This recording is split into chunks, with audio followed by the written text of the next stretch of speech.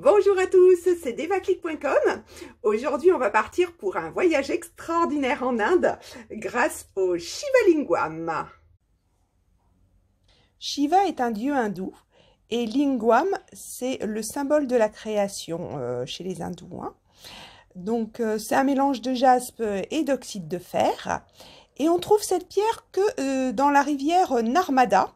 En plus, c'est l'une des 7 rivières sacrées de l'Inde. Donc, ce sont les tourbillons qui façonnent les Shivalingam. On dit que c'est Shiva lui-même qui trace les dessins sur les pierres.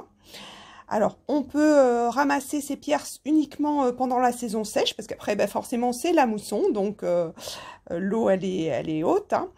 Et puis il pleut beaucoup.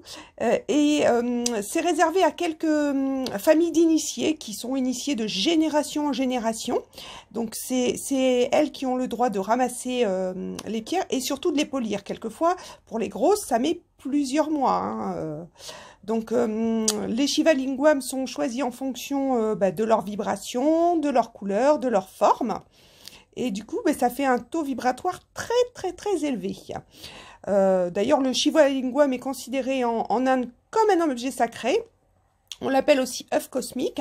Vous le retrouvez dans beaucoup de temples, mais des très gros. Il y a même des cérémonies autour du Shivalingam. Et chaque pièce est unique.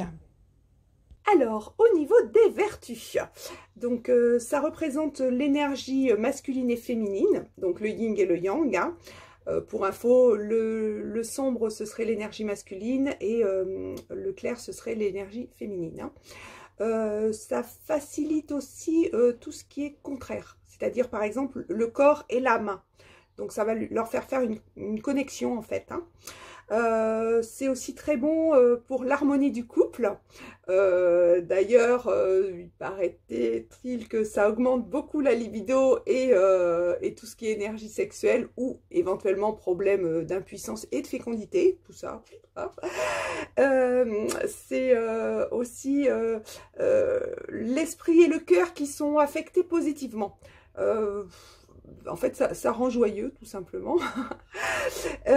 Et on dit que la mettre dans une pièce, ça harmonise d'une part les relations, soit au bureau, vous en mettez un discrètement dans un coin et puis tout le monde s'entend bien, soit au sein de la maison. Et c'est protecteur, c'est harmonisant, c'est un peu comme un menhir en fait. Voilà. Bon, voilà, tout ça, ça m'a donné envie de méditer, voyez-vous. Alors, je vous dis à demain et ciao!